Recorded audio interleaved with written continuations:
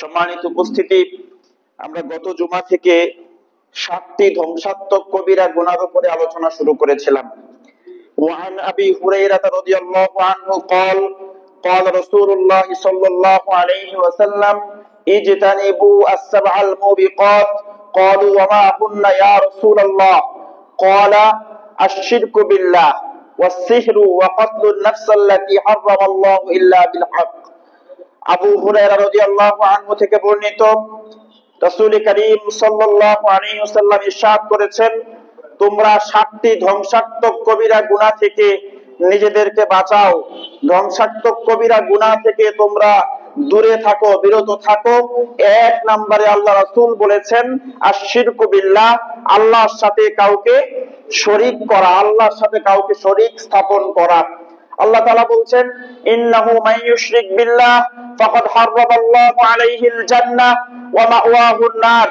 যে ব্যক্তি আল্লাহর সাথে কাউকে অংশীদার স্থাপন করে, এটা চাই ইবাদতের ক্ষেত্রে, চাই ঈমান ও আকীদার ক্ষেত্রে, যে ক্ষেত্রেই হোক, ব্যক্তি যখন আল্লাহর সাথে কাউকে শরীক স্থাপন করবে, আল্লাহ বলছেন নিশ্চয়ই তার জন্য জান্নাতকে চিরতরে হারাম করে দেওয়া হয়। ওয়া মাওয়াহুন নার, আর তার আবাসস্থল হবে, জায়গা হবে চিরস্থায়ী জাহান্নামে। আল্লাহ তাআলা তার রাসূলকে উদ্দেশ্য করে বলেছেন লা ইন আশরাকতা লা ইয়াহবাতান্না আমালুকা ওয়া লা তাকুনান্না মিনাল খাসিরিন। হে নবী, যদি আপনিও শিরক করেন তাহলে আপনার জীবনের সমস্ত নেক আমলগুলো আমি আল্লাহ বরবাদ করে দেব। কত ভয়ানক ধ্বংসাত্মক এই কবিরা গুনাহ, যেটা মানুষের ব্যক্তি জীবনের সমস্ত আমলকে ধ্বংস করে দেয়। শিরক এমন গুনাহ, যে গুনার কারণে ব্যক্তির পেছনের জীবনের যত ইবাদত আছে সব ইবাদত কি হয়ে যায়? ধ্বংস হয়ে যায়। এক ব্যক্তির বয়স 80 বছর পর্যন্ত তার তাহাজ্জুদ, তার রোজা, তার নামাজ, তার যাবতীয় নেক আমল অনেক করেছে। 80 বছরের মাথায় গিয়া ব্যক্তি আল্লাহর সঙ্গে শিরক করেছে। একটা শিরকের সাথে সাথে তার পেছনের জিন্দেগির সব আমল বরবাদ। এত ভয়ানক এক গুনার নাম হচ্ছে শিরক। আল্লাহ তাআলা বলছেন ইন্নাশ শিরকা লাযুলমুন আযীম। নিশ্চয়ই শিরক হচ্ছে এই পৃথিবীর ভিতরে সবচেয়ে বড় জুলম। যে জুলুম বান্দা আল্লাহর উপরে করে, এই জুলুম কি? বান্দা আল্লাহর উপরে করে শিরকের মধ্য দিয়া। কতটা সেনসিটিভ একটা বিষয়। আর আমরা যথায় তথায়, যেখানে সেখানে যার তার কথা শুনে যার তার সামনে আমরা মাথা নত করে দেই, যেখানে সেখানে আমরা মাথা নত করে পড়ে যাই, যার তার কাছে আমরা গায়বী মদদ চেয়ে বসে থাকি, অথচ জানি না যে আল্লাহ রাব্বুল আলামিনের সঙ্গে এই কাজটা শিরক হচ্ছে কিনা। কথার মাধ্যমে, শব্দ উচ্চারণের মাধ্যমে আমরা যত্র শিরক করে বসি। আল্লাহ তাআলা এই ধরনের কবিরা গুনাহ থেকে আমাদের সবাইকে হেফাজত করেন। 2 নম্বরে আল্লাহ রাসূল কি বলছেন? ওয়াসসিহরু, জাদু করা। এই সিহরটাও এক প্রকারের শিরক। এটা যেমন একদিকে কুফর, আরেকদিকে এটা কি? শিরক। শিরক কিভাবে? যারাই সিহর করে, জাদু করে, তারা মূলত জিনের আশ্রয় নেয়। কার আশ্রয় নেয়? জিনের আশ্রয় নেয়। জিনের সামনে এরা পূজা অর্চনা করে, জিনকে এরা প্রভু মানে, জিনকে এরা এদের বশীভূত করে, তারপরে তাদেরকে দিয়া মানুষের ক্ষতি সাধন করে। এই যে আল্লাহরে বাদ দিয়া জিনের সামনে মাথা নত করছে, এটা কি শিরক না? এটাও শিরক।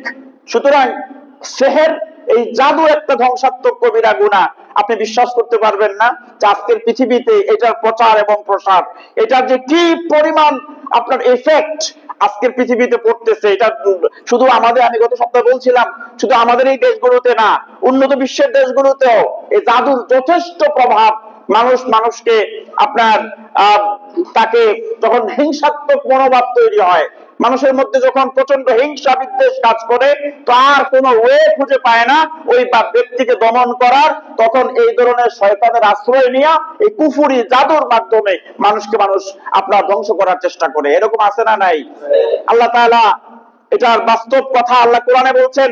সিহরের অনেক আয়াত কোরআনে আছে, এবং আল্লাহ রাব্বুল আলামিন এই সিহর থেকে বাঁচার জন্য রুকিয়া আর শারঈয়া আপনার শরঈ রুকিয়া কিছু আয়াত আল্লাহ তাআলা কোরআনে দিয়েছেন, যেগুলো তেলাওয়াত করলে, যেগুলো শুনলে আল্লাহ তাআলা এই ধরনের রোগ থেকে মানুষকে শিফা দিতে পারে। স্পেশালি সূরা ফালাক আর নাস হচ্ছে এই সেহের জনিত সমস্যার সবচেয়ে বড় আপনার সমাধান। সুবহানাল্লাহ। এটা আপনি আশ্চর্যান্বিত হবেন। আজকে মডার্ন টেকনোলজি এটাকে স্বীকার করতে চাইবে না, এটা চোখে দেখা যায় না, স্বীকার করতে চায় না।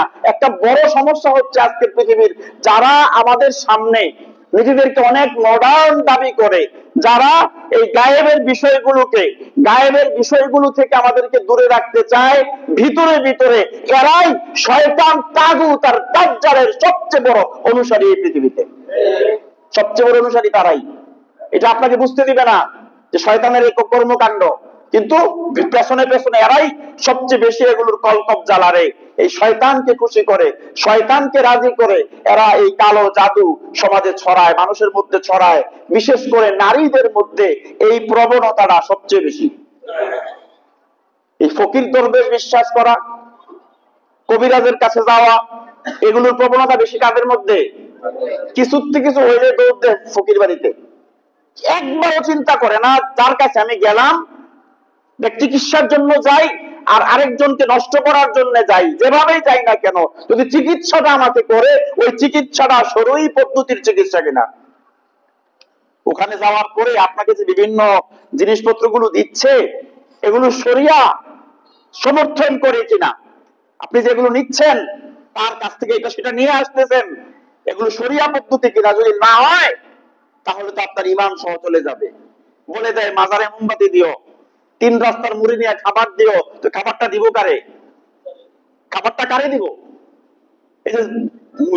এটা মানে কি? জিনকে খাবার দাও, জিন তোমার সহযোগিতা করবে। শিরক, সুস্পষ্ট শিরক, এগুলো থেকে বেঁচে থাকতে হবে।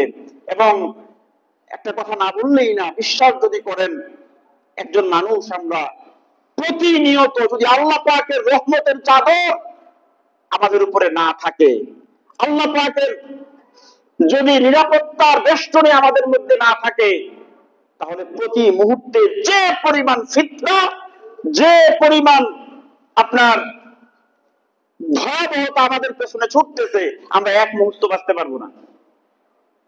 যদি এইভাবে বলি, আপনি খুব সুস্থ ভালো আছেন, ফ্যামিলি নিয়ে ভালো আছেন, আপনার একটা সন্তান এমন ভাবে অসুস্থ হলো, দেখা গেল একটা সন্তানের অসুস্থতায় আপনার একদম আপনার অস্তিত্ব বিলীন করে দিচ্ছে, এমন হয় না মানুষের? আমি ওই দিন এক জায়গা থেকে মাহফিল থেকে আসতেছিলাম, এক আল্লাহর বান্দার ঘটনা শুনলাম যে একজন আলেম, তার পেছনে আপনার একজন মদ্যপায়ী ব্যক্তি সেটা ছুরি দিয়ে আঘাত করছে, মেরুদণ্ড বরাবর আঘাতটা লাগছে। আজকে প্রায় 12-13 বছর ওই আলেম আর সুস্থ হয় নাই, এই পর্যন্ত সে প্যারালাইসিস অবস্থায় আছে। একটা ছোট্ট আঘাত একটা মানুষের জীবন শেষ করে দিছে। তো আল্লাহ পাকের নিরাপত্তার বেষ্টনীতে থাকা কি পরিমাণ জরুরি, কি পরিমাণ জরুরি ভাই। মুমিনের শত্রু শুধুই কি মানুষ, কাফের আর মুশরিকরা? মুমিনের শত্রু কাফের জিনেরাও, মুমিনের শত্রু মুশরিক জিনেরাও মুমিনের শত্রু। সর্ব অবস্থায় কাফের মুশরিক মানুষরা যেভাবে চায় মুমিনদেরকে দুনিয়া থেকে শেষ করে দিতে, ঠিক তেমনি মুশরিক এবং কাফের জিনেরাও চায় মুমিনরা, ঈমানদাররা যেন দুনিয়া থেকে শেষ হয়ে যায়। এখন বাঁচার উপায় কি? বাঁচার উপায় কি? বাঁচার উপায় একটাই, কোরআন সুন্নাহ ভিত্তিক জীবন যাপন করা। কোরআন সুন্নাহ ভিত্তিক জীবন যাপন করা। ১৫০০ বছর আগে রাসূল করিম সাল্লাল্লাহু আলাইহি ওয়াসাল্লাম যে প্রেসক্রাইব করেছেন, ওই প্রেসক্রিপশন মতো লাইফস্টাইল সাজানো, নবীজির প্রেসক্রিপশন মতো লাইফস্টাইল সাজানো। আপনি ফজরের নামাজ পড়বেন না, 10টা পর্যন্ত ঘুমায় থাকবেন, তো আপনার ফেরেশতা পাহারা দিবে? দিবে পাহারা? দিবে না। ফজরের নামাজ পড়েন, সূরা ফালাক তেলাওয়াত করেন, সূরা নাস তেলাওয়াত করেন, সূরা ইখলাস তেলাওয়াত করেন, আয়াতুল কুরসি তেলাওয়াত করেন। আল্লাহ তাআলা, আল্লাহ রাসূল দোয়া শিক্ষা দিয়েছেন, বিসমিল্লাহিল্লাযী লা ইয়াদুররু মা ইসমিহি শাইউন ফিল আরদি ওয়ালা ফিস সামাই ওয়া হুয়াস সামিউল আলিম। দোয়া শিক্ষা দিয়েছেন, আপনি দোয়াগুলো তেলাওয়াত করেন, আপনার গোটা দিনটাকে যিনি সমস্ত বালা মুসিবত থেকে হেফাজত রাখবেন তিনি আল্লাহ। কিচ্ছু করবেন না, ঘুম থেকে উঠবেন, একটা বিড়ি নিয়ে টয়লেটে ঢুকবেন, আপনার জীবনে নিরাপত্তা আসবে না? অনেকে তো বলে হুজুর এইটা টান না দিলে পেট খালি হয় না। কিছু কিছু মানুষের হয়তো এমন স্বভাব থাকতে পারে যে একদিক দিয়ে বাথরুমে বসে আরেক দিক দিয়ে টানে, আছে না নাই? তো এই ধরনের জীবন যদি হয় তো আপনার শয়তানে গুতাবে না তো গুতাবে কারে? নিজেই তো শয়তান হয়ে আছেন, নিজেই তো শয়তান। তার সাথে এমন দুর্গন্ধ এই বিড়ি সিগারেটের কারণে আমার মনে হয় শয়তানও নাক চাপ দিয়ে তার কাছে আসে। তো কি করে বাঁচবে? প্রতিটা পরিবারে এই ধরনের সমস্যা আজকে, প্রতিটা পরিবারে। হয়তো আপনার উপরে কেউ সেহের করেছে, আর না হয় এই জিন শয়তানের আনাগোনা। আর হবে না কেন? আমাদের মুসলমান একটা সময় ছিল ফজরের নামাজের পরে প্রত্যেকটা মুসলমানের ঘর থেকে গুনগুন করে আল্লাহর কোরআনের তেলাওয়াতের আওয়াজ ভেসে আসতো। আজকে আর ওই দিনটা নাই। সকাল শুরু হয় মোবাইল, ফেসবুক আর ইউটিউবের নাচ গান দিয়া, রাত্রে ঘুমাতে ঘুমাতে তো নাচ গান দেখতে দেখতে দেখতে দেখতে বান্দা ঘুমায়। তো কেমনে তার ঘর, তার পরিবার সমস্ত অনিষ্ট থেকে হেফাজত থাকবে? একটা সময় ছিল টয়লেট গুলো অনেক দূরে দূরে ছিল, ছিল না এরকম? এগুলোর মধ্যে খবিস জিনের আনাগোনা সবচেয়ে বেশি। আল্লাহ রাসূল কি দোয়া শিক্ষা দিচ্ছেন? বাথরুমে ঢোকার আগে কি করতে হবে? আল্লাহুম্মা ইন্নী আউযু বিকা মিনাল খুবসি ওয়াল খাবাইস। দেখেন, আপনি খবিস থেকে আপনি আল্লাহর কাছে আশ্রয় চেয়ে ওখানে যাচ্ছেন। এটা নাপাকি একটা জায়গা, ওখানে জিন শয়তান থাকতে পারে, আপনার ক্ষতি হতে পারে। এগুলো আমরা কেউ ফলো করি না। কি ডান পাও দিয়া ঢুকলাম না বাম পাও দিয়া ঢুকলাম, কিভাবে ঢুকতে হয় তাও জানি না, দোয়াও জানি না, দিলাম একটা দৌড় বকনা একটা নিয়া। এই হচ্ছে আমাদের খাসলত। আজকে এই টয়লেট গুলা হয়ে গেছে আমাদের ঘরের ভিতরে, ঠিক না?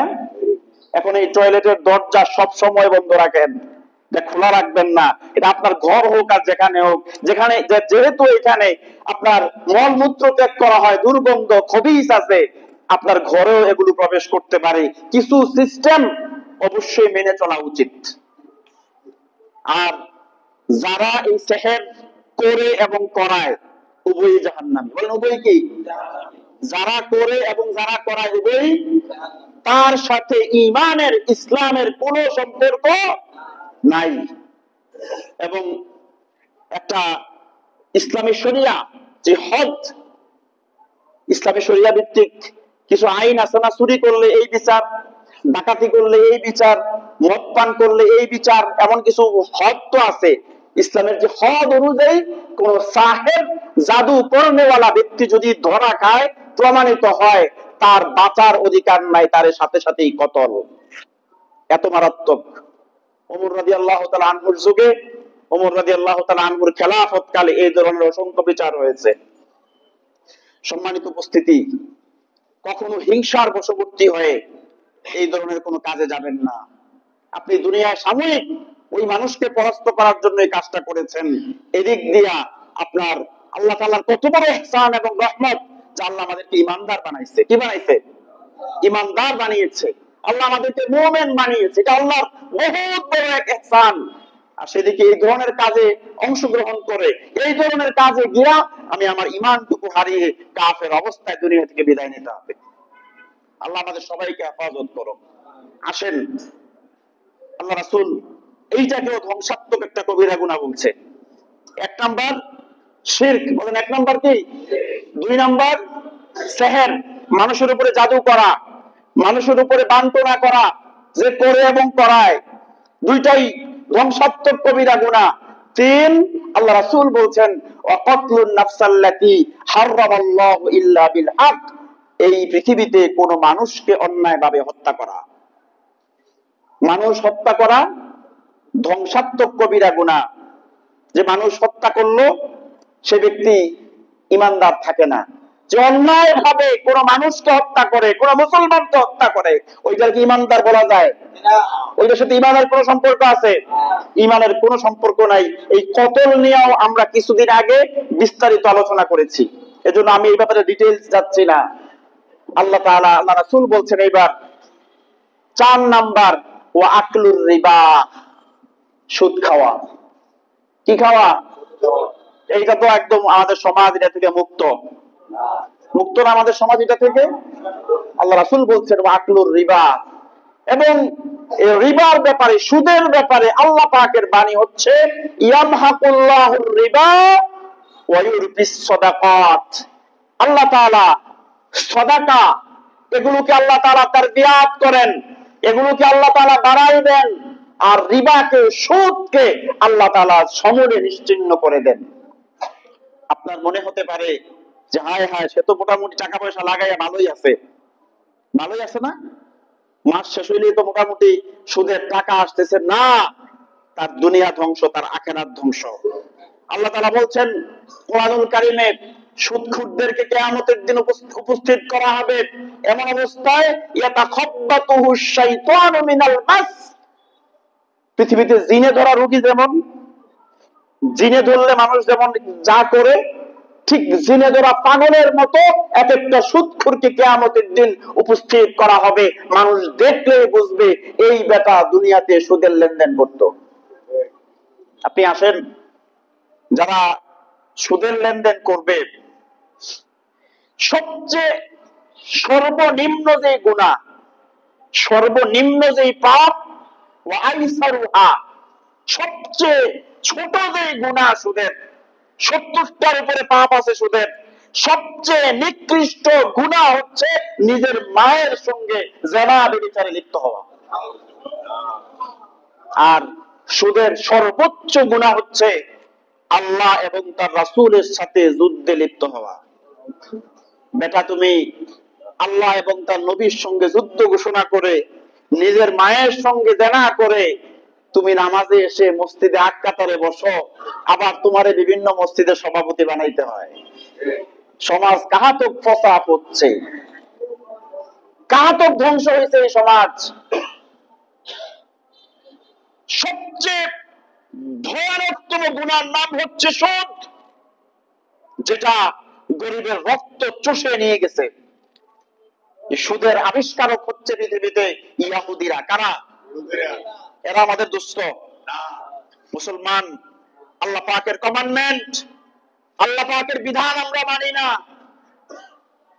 একটা গরু, ছাগল, জানোয়ার পর্যন্ত তাদের একটা ফুড সাইকেল আছে, একটা ফুড সার্কেল এদেরও আছে। একটা গরু সে কি কি খাবে এইটাও আল্লাহ কর্তৃক তার জন্য নির্ধারিত। একটা গরু গোশত খাবে, ছাগল কখনো গোশত খাবে? সে তৃণভোজী প্রাণী, এই সংশ্লিষ্ট যা আছে এগুলো সে খাবে। একটা ছাগল কিংবা গরু, তাকে যা খেতে বলা হয়েছে আল্লাহর পক্ষ থেকে, এর বাইরে আপনি জোর করলে তারে খাওয়াইতে পারবেন না। সে চরম ক্ষুধার্ত হলেও কোন গরু কোনোদিন গোশত খাবে না। একটা ছাগল ক্ষুধার যন্ত্রণায় মারা গেলেও সে কখনো গোশতে মুখ দিবে না। একটা বাঘ, তার খাবার, সে হচ্ছে মাংসাশী প্রাণী, মাংসজনিত খাবার তার পছন্দের, এটাই তার খাদ্য তালিকায় আল্লাহ কর্তৃক নির্ধারিত হয়েছে। একটা বাঘ তার জীবন চলে গেলেও সে কখনো ঘাস খাবে না। খাবে? খাবে না। একটা প্রাণী, তারে রব্বুল আলামিন যা কিছু নির্ধারণ করে দিয়েছেন ওই সীমা থেকে একটা প্রাণী কখনোই সীমা লঙ্ঘন করে না। একটা প্রাণী তার নির্দিষ্ট খাবারের বাইরে কখনো খায় না। অথচ আল্লাহ আমাদের জন্য এই সুদকে ভয়ানক হারাম বলে কোরআনে উল্লেখ করেছেন, রাসূলুল্লাহর হাদিসে উল্লেখ আছে। অথচ টুপি দাড়ি রেখে হাজারো মুসলমানের নামধারী জানোয়ার আছে যারা সুরের চেয়ে বেশি সুদ খায়। ঠিক কিনা বলে? আছে না নাই? এবার আসেন, আমরা এই সুদখোর গুলার কিন্তু অনেকাংশে আমরাই সুদখোর বানাইছি। সুদখোর গুলারে অনেকাংশে কে সুদখোর বানাইছে? আমরাই সুদখোর বানাইছি। বাজারে কেউ পণ্য নিয়ে বসতে যদি কেউ না কিনে, কিছুদিন পরে ওই কোম্পানি তালা দিবি কিনা? কোন প্রোডাকশন মার্কেটে আসছে, কেউ খায় না ওই দ্রব্য, ওই পণ্য কেউ কিনে না। ওই পণ্য আর ওই ফ্যাক্টরি কি চলবে? কিছুদিন পরে ফ্যাক্টরি তালা দিতে বাধ্য হবে। কিভাবে আমরা সুদখোরদেরকে সুদখোর বানাইছি একটু শুনেন।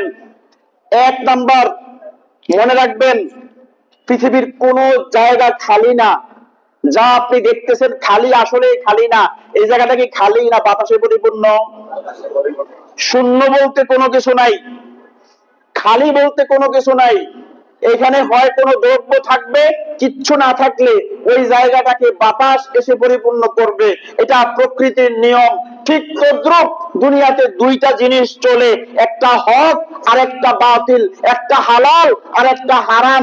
যেখানে হালাল থাকবে ওই জায়গায় হারাম থাকতে পারবে না, আর যেখানে হারাম জায়গা দখল করবে ওই জায়গায় হালাল থাকবে না, জায়গা খালি থাকবে না।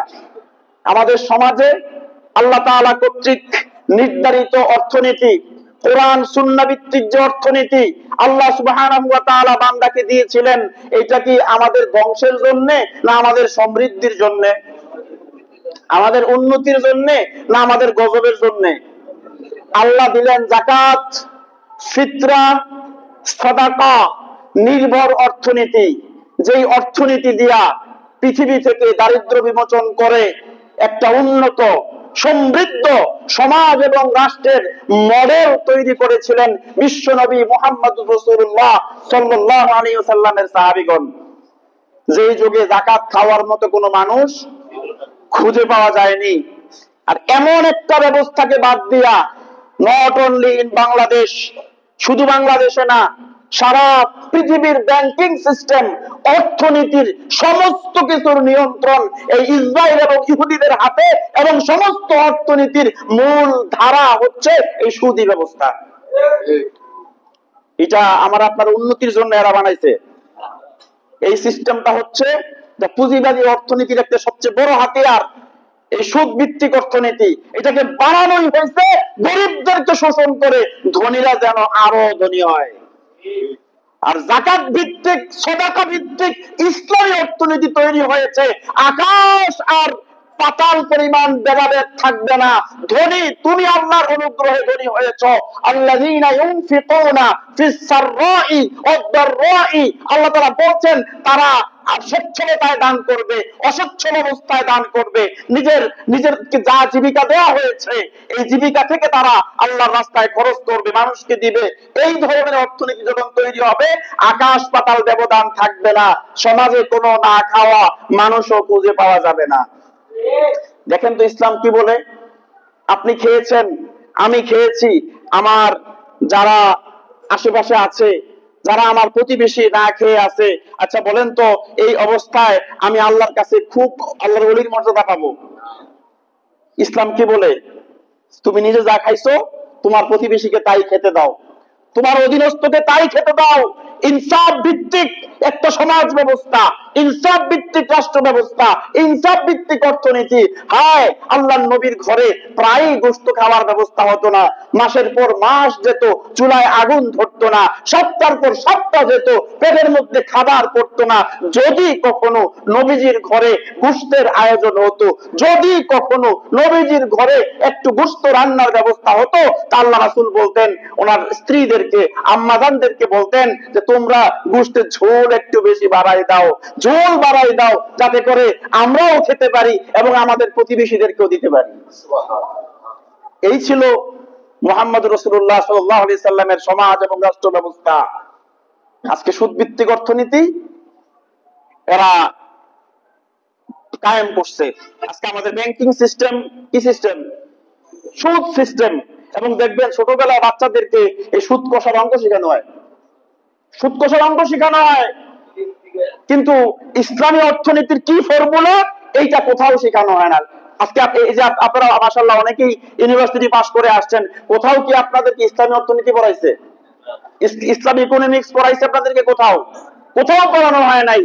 অথচ আফসোস আর পরিতাপের বিষয় যে আমরা মুসলমান, কালেমাওয়ালা, নামাজ পড়ি, টুপি রাখি, দাড়ি রাখি, সব ঠিক আছে, কিন্তু মুআমালাত অর্থনীতির একটা বিশাল অংশ, এই লেনদেন আমাদের সবকিছু এইটাও ইবাদতের অন্তর্ভুক্ত, অথচ এইখানে আমাদের কোনো শিক্ষাই নেই। মুসলমান দাবি করতেছি, শুধু নামাজ আর রোজার জন্যই তো পৃথিবীতে ইসলাম আসছিল, কি বলেন? না গোটা সমাজ ব্যবস্থা, গোটা রাষ্ট্র ব্যবস্থা কোরআন ভিত্তিক হওয়ার জন্য ইসলাম আসছে। কোনটার জন্য ইসলাম আসছে? শুধু কিছু ইবাদত বন্দেগীর জন্য না গোটা জীবন পরিচালনার জন্য? গোটা জীবন পরিচালনার জন্য ইসলাম আসছে। আমরা এগুলোর ধারে কাছেও নেই। যে কথা বলতেছিলাম, আল্লাহ তাআলা এই সুদকে হারাম করে দিয়েছেন এবং সুদের সর্বোচ্চ গুনাহ হচ্ছে কার সঙ্গে যুদ্ধ করা? আল্লাহ এবং তার রাসূলের সঙ্গে যুদ্ধ করা। আল্লাহ সরাসরি কোরআনে বলছেন, ফাইল্লাম তাফআলু ফাযানু বিহারবিন মিনাল্লাহি ওয়া রাসূলি, যদি সুদের কারবার, সুদের লেনদেন বন্ধ না করো তাহলে আল্লাহ এবং তার রাসূলের সাথে যুদ্ধ করার জন্য প্রস্তুতি গ্রহণ করো। কি আশ্চর্যের ব্যাপার! এই ইহুদিরা এই সুদকে আবিষ্কার করে দিছে। আল্লাহ তাআলা যেখানে কোরআনে বললেন, লাতাজিদান্না আশাদ্দান নাস আদাওয়াতাল লিল্লাযিনা আমানুল ইয়াহুদা ওয়াল্লাযিনা আশরাকু, হে মানুষ, গোটা মানব জাতির ভিতরে মুমিনদের জন্য সবচেয়ে বড় শত্রু, মুমিনদের জন্য সবচেয়ে বড় শত্রু, দুশমনের নাম হচ্ছে ইহুদি, সবচেয়ে বড় দুশমনের নাম হচ্ছে মুশরিক। কয় জাতি? কয় জাতি? একটার নাম ইহুদি, একটার নাম আরেকটার নাম মুশরিক।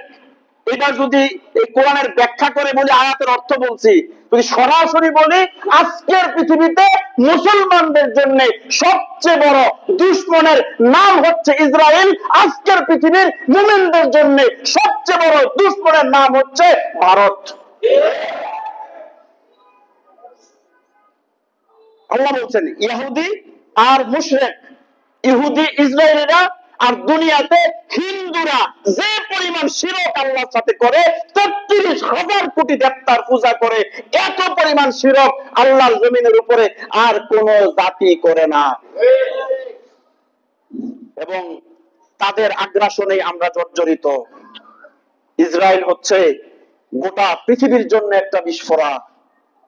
পৃথিবীর যেখানেই কোনো অসঙ্গতি দেখবেন, পৃথিবীর যেখানেই কোনো বিভেদ দেখবেন, মনে রাখবেন ওইখানেই এই ইহুদি গুন্ডাদের হাত আছে। আর আমাদের এই উপমহাদেশে যেখানেই কোনো মুসলমানদের বিরুদ্ধে, যেখানেই কোনো ইসলামী দলের বিরুদ্ধে ষড়যন্ত্র দেখবেন, তো বুঝতে হবে এইখানে কসাই মুদিদের মতো এই জানোয়ারদের হাত আছে। এতে কোনো সন্দেহ নাই। আল্লাহর কালাম সত্য, আল্লাহর কোরআন সত্য। আফসোস, যে কথা বলতেছিলাম, একটা জানোয়ার পর্যন্ত, একটা প্রাণী পর্যন্ত তার শত্রু চিনে, তার মিত্র চিনে। আচ্ছা বলেন তো, একটা গরু, আমাদের গৃহপালিত যে পশু আছে, গরু আছে, এই গরু জীবনে বাঘ দেখছে? সে সুন্দরবনে গেছে কখনো? সে জীবনেও বাঘ দেখে নাই।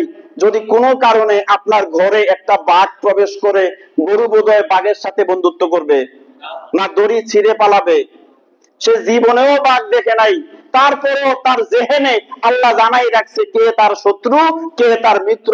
সেও বাঘের সঙ্গে সম্পর্ক করবে না, সেও বাঘের সঙ্গে বন্ধুত্ব করবে না, সেও দড়ি ছিঁড়ে পালাবে। হায় আফসোস, বিবেকবান মানুষ, বিবেক দিয়ে আল্লাহ আমাদেরকে সৃষ্টি করছে, আমরা মুসলমান। আল্লাহর কোরআনে বলার পরেও এই জানোয়ারদের সাথে আমরা সবচেয়ে বেশি বন্ধুত্ব করি।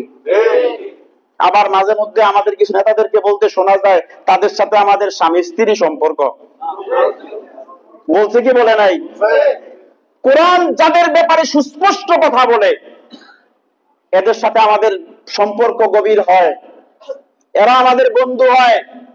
বুঝতে হবে, আল্লাহ কোরআনে বলছে, স্বয়ং নবীকে উদ্দেশ্য করে বলছে, ওয়ালান তারদু আনকাল ইয়াহুদু ওয়ালান নাসারা হাত্তা তাত্তাবিয়া মিল্লাতাহুম।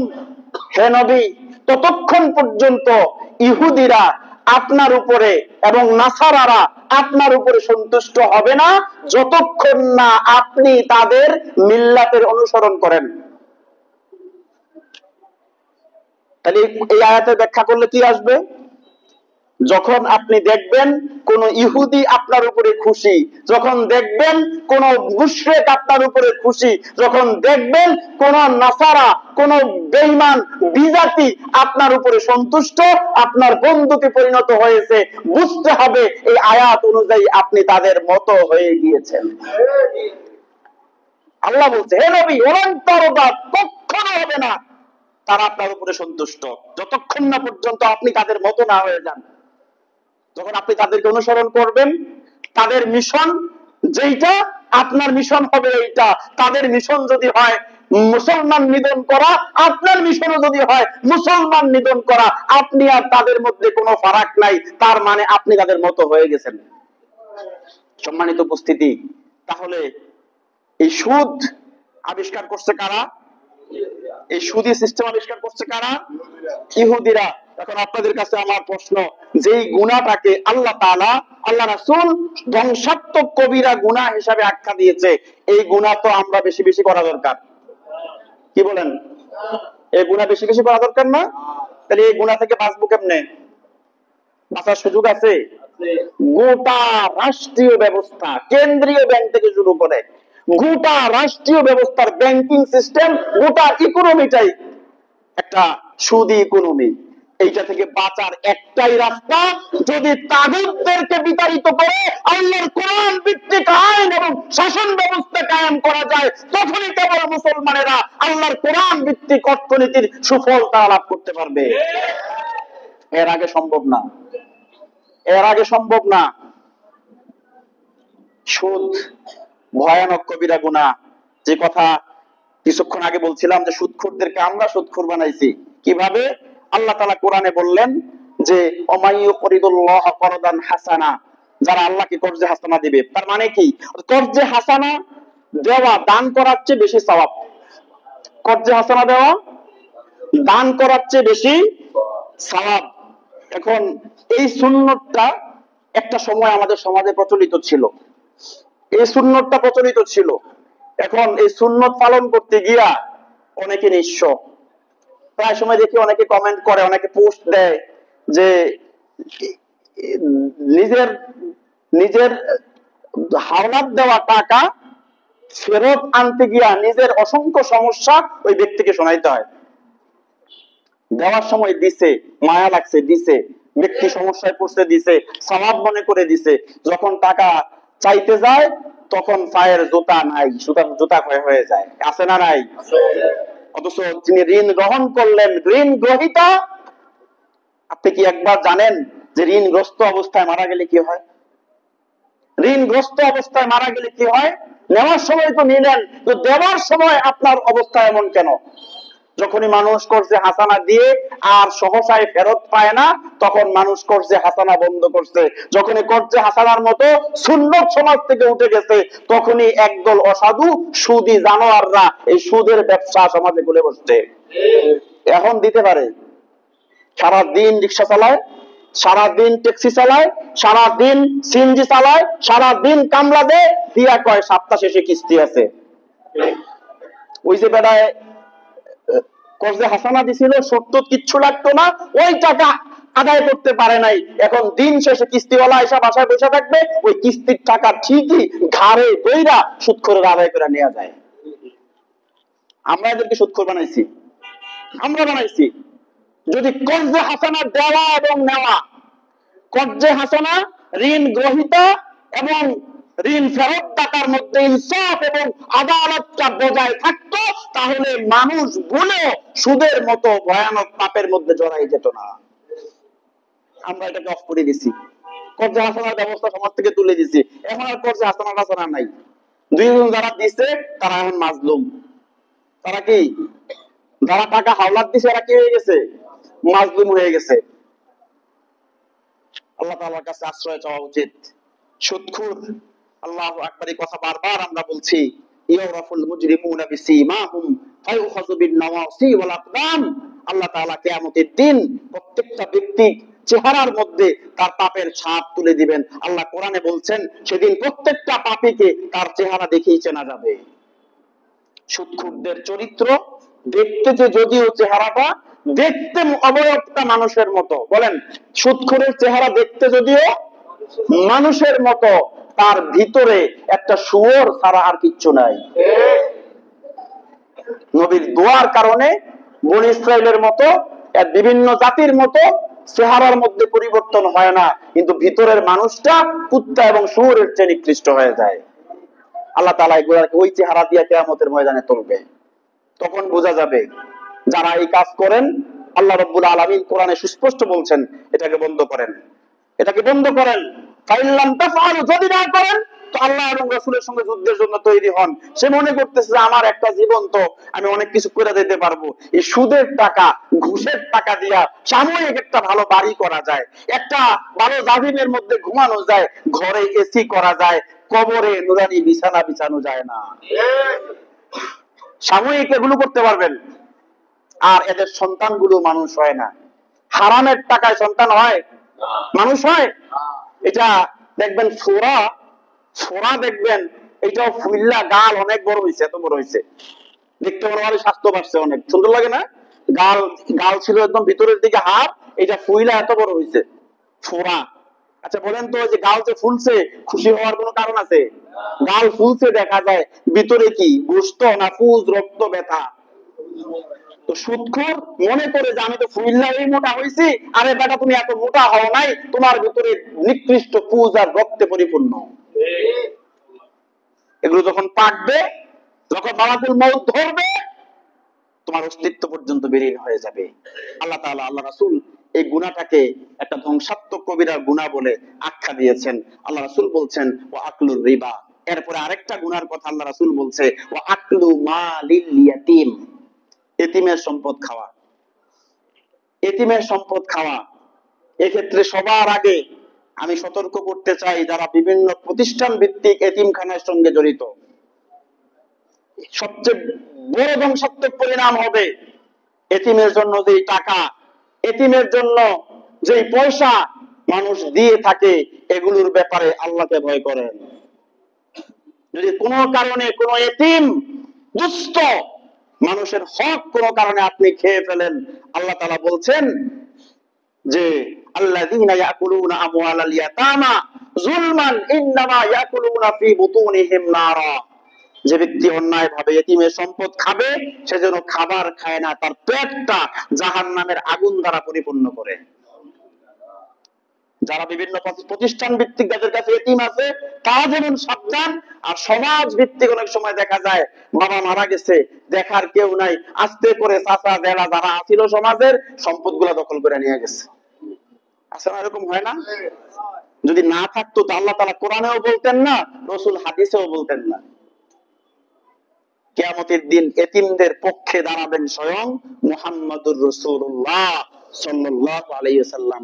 মনে রাখবেন, এতিমের সম্পদ আত্মসাৎকারীর বিরুদ্ধে যিনি মামলা দায়ের করবেন, তিনি হচ্ছেন আমার আপনার নবী, বিশ্ব নবী মুহাম্মদুর রাসূলুল্লাহ। এই পৃথিবীর সমস্ত এতিমদের সর্দার। এমন এতিম ছিলেন, দুনিয়াতে আসার আগেই আব্বাকে আল্লাহ তাআলা নিয়ে গেছে। দুনিয়াতে আসার 6 বছরের মধ্যেই আম্মাকে দুনিয়া থেকে নিয়ে গেছে।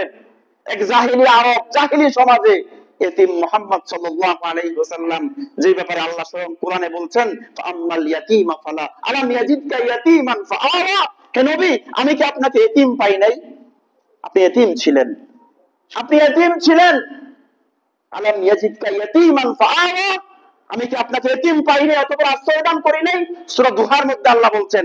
আবার আল্লাহ তাআলা বলছেন, ফাআম্মাল ইয়াতীমা ফালা তাকহার, সাবধান, কখনো কোনো এতিমকে ধমক দিয়ে কথা বলবেন না। তাহলে যারা এতিমের সম্পদ আত্মসাৎ করে, এতিমের সম্পদ খেয়ে ফেলে, শুধু এতিমের সম্পদ কেন ভাই, আমি তো মনে করি আমি ইমানদার হলে আমার দুনিয়াতে কারো সম্পদের প্রতি লোভ করা উচিত না। যারটাই খেয়ে গেলাম, জবাব দেওয়া লাগবে কিনা? জবাব দিতে হবে। এতিমের সম্পদ ভক্ষণ করা যাবে না। আকলু মালিল ইয়াতীম, এতিমের সম্পদ আত্মসাৎ করা যাবে না। এইবার রাসূল বলছেন ওয়াতাওয়াল্লি ইয়াউমাজ যাহাফ, যুদ্ধের ময়দান থেকে পলায়ন করা।